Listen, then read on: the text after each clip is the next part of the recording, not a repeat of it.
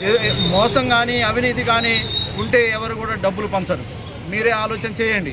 35 లక్షల రూపాయలు ప్రతి ఒక్క రైతు కుటుంబాలకి ఎవరైతే నష్టపోయారో ఆ రైతుల కుటుంబానికి ఆర్థిక సహాయం చేస్తా అనేసి బిగ్ బాస్ షోలోకి పోకముందు చెప్పిండు. వచ్చిన తర్వాత విన్ అయిన తర్వాత కూడా అదే మాట మీద ఉన్నాడు. సార్ మీరు చెప్పండి సార్, ఇప్పుడు పబ్లిక్ ప్రాపర్టీ డ్యామేజ్ చేశారు కదా, పల్లవి ప్రశాంత్ రీప్లేస్ చేయాలని చాలా మంది చెప్తున్నారు. దాని గురించి ఏం చెప్తున్నారు? ఇప్పుడు ఎవరైతే పోలీసు వాళ్ళు అలిగేషన్ చేస్తున్నారో పబ్లిక్ ప్రాపర్టీ డ్యామేజ్ అంటే పబ్లిక్ ప్రాపర్టీ అంటే వాళ్ళ వెహికల్స్, పోలీస్ వెహికల్స్, ఆర్టీసీ బస్సులు డ్యామేజ్ అయినాయని వాళ్ళ అలిగేషన్స్. కానీ ఈయన షోలో 10:30కి అనౌన్స్ అయింది, అక్కడ 10:30-11 బిట్వీన్లో. ఆ ప్రాపర్టీ డ్యామేజ్ అయినప్పుడు అసలు అక్కడ ఆయన సీన్ ఆఫ్ ఆఫెన్స్లో లేడు, ఆయన లోపల ఉన్నాడో స్టూడియోలో ఉన్నాడు. కాబట్టి ఈయనకు ఆ కేసు సంబంధం లేదు. పబ్లిక్ 5-6 వేల మంది పబ్లిక్ గ్యాదర్ అయినారు. ఎవరు అటాక్ చేశారో ఏమో అది ఎవరు తెలియట్లేదు. ఓన్లీ ఫాల్స్ అలిగేషన్ నుంచి ఆయన తప్పుడు కేసులో పోలీసు వాళ్ళు ఇరికించారు. ఈ ప్రాపర్టీ డ్యామేజ్కి పల్లవి ప్రశాంత్కి ఎలాంటి సంబంధం లేదు, ఆయన భరించే అవసరం కూడా లేదు. ఎందుకంటే ఆయన ఇన్వాల్వ్మెంటే లేనప్పుడు ఆయనకు సంబంధం లేదు.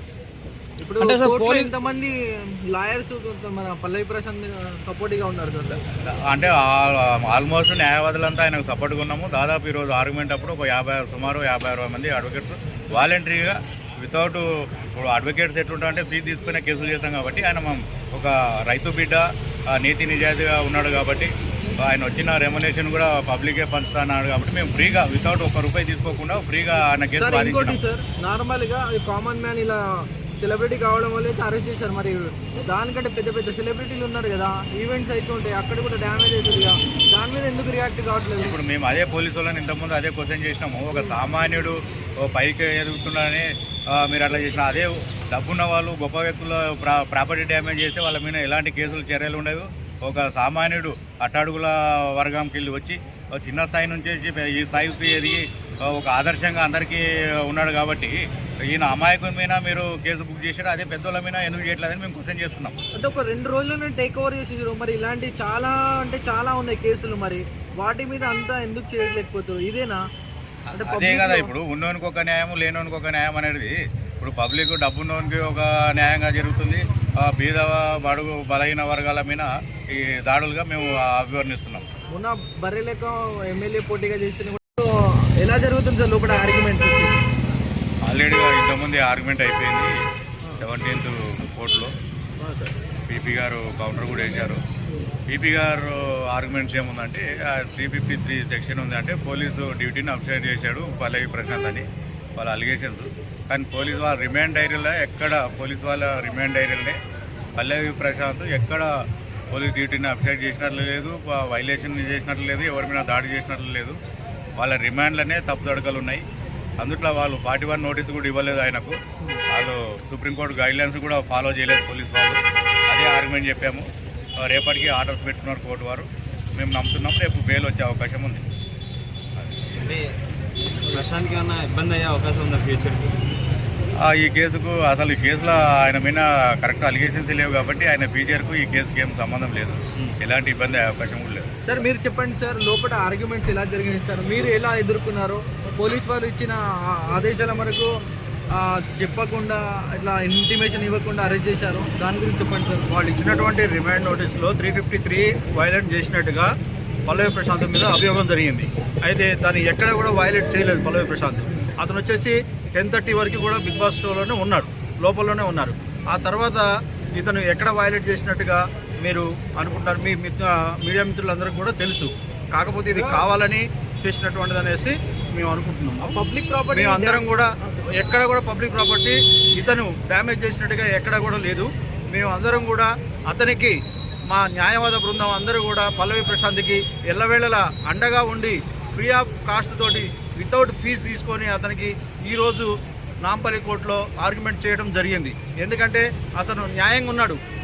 ఒక బిగ్ బాస్ షోలో 35 lakhs విన్ అయితే ఆ 35 lakhsలో ₹1 కూడా తీసుకోకుండా తను టోటల్ మొత్తం 35 లక్షల రూపాయలు రైతులకి పంచిస్తా అని చెప్పేసి ఒక అద్భుతమైనటువంటి నిర్ణయాన్ని తీసుకొని రైతుల యందు, అతను రైతు బిడ్డ మట్టి మనిషి కాబట్టి రైతులందరికీ 35 lakhs పంచిస్తా అని చెప్పేసి ఆ పంచించినటువంటి అమౌంట్ కూడా ఎవరికి ఎంత ఇస్తున్నా అనేది కూడా ప్రతి ఒక్కరికి మీకు మీడియా ద్వారా తెలియజేస్తానని చెప్పేసి అంత గర్వంగా చెప్పడం జరిగింది. మాట్లాడారు ఏమై ఎంతవరకు వచ్చిందన్న ప్రశాంత్ కేసు? ప్రశాంత్ కేసు ఎంతవరకు వచ్చింది?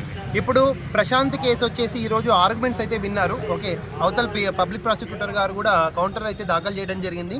అండ్ ప్లస్ మీ మీడియా ద్వారా కూడా తెలుపుకుంటున్నాము, హైకోర్టు అసోసియేషన్ ఎవరైతే అడ్వకేట్స్ తరలి వచ్చారో, ప్లస్ నాంపల్లి బార్ అసోసియేషన్ అడ్వకేట్లకు, ప్లస్ అతను ముద్రాజు క్యాస్ట్ సంబంధించిన అడ్వకేట్ కాబట్టి ముద్రా సంఘం కులస్తుడు కాబట్టి ఆ ముద్రా సంఘ అడ్వకేట్లకు కూడా చాలామంది వచ్చారు, 5-6 మంది. వాళ్ళందరికీ మా తరఫున ధన్యవాదాలు తెలుపుకుంటున్నాము. సో ఇట్లా ఇంకా ఫ్యూచర్లో ఇట్లాంటి ఏమైనా యాక్టివిటీస్ జరిగితే కలిసికట్టుగా పనిచేయాలని మనవి చేసుకుంటున్నాము. ఇప్పుడు ఈరోజు అయితే మేము మా తరఫున పల్లవి ప్రశాంత్ తరఫున దాదాపు ఒక 50 మంది కలిసి ఆర్గ్యుమెంట్స్ అయితే చెప్పడం జరిగింది. అన్నీ పాజిటివ్గా ఉన్నాయి. 20 నుంచి 30 ఆర్గ్యుమెంట్స్ అయితే మేము చెప్పాము. అన్ని ఇట్లా ఈ విధంగా ఇల్లీగల్గా అరెస్ట్ చేశారని. పబ్లిక్ ప్రాసిక్యూటర్ గారు వచ్చేసి అదేంటిది 353ని మాత్రమే కన్సిడర్ చేయండి, but there is no evidence produced by the public prosecutor in this case. And నిన్న కూడా మనం డిస్కస్ చేసుకున్నాం జూబ్లీ హిల్స్ పోలీస్ స్టేషన్ దగ్గర. ఒకవేళ 353 పెట్టడం అయితే పబ్లిక్ సర్వెంట్కి ఏ విధంగా క్రిమినల్ ఫోర్స్ యూజ్ చేశారో సో దాన్ని మనము ఎవిడెన్స్గా చూపెట్టాలి. ఓకే, పోలీస్ వాళ్ళు చూపెట్టాలి. అది ఈరోజు ఏమి ఎవిడెన్స్ అయితే పెట్టలేకపోయారండి. సో 100% ఇవన్నిటిని కూడా తూకం మన సైడ్ ఉంది కాబట్టి we're expecting a positive result. And by this time tomorrow he may come outside from the Chanchalguda jail. లోపల ఎలాంటి ఆర్గ్యుమెంట్స్ జరిగినాయి సార్? ఇప్పుడు ఆర్గ్యుమెంట్స్ అనేవి అన్ని విషయాలుగా ఒక్కొక్క section, especially non bailable section అయిన 353 దాని మీద ఎక్కువ వాదనలు జరిగాయి.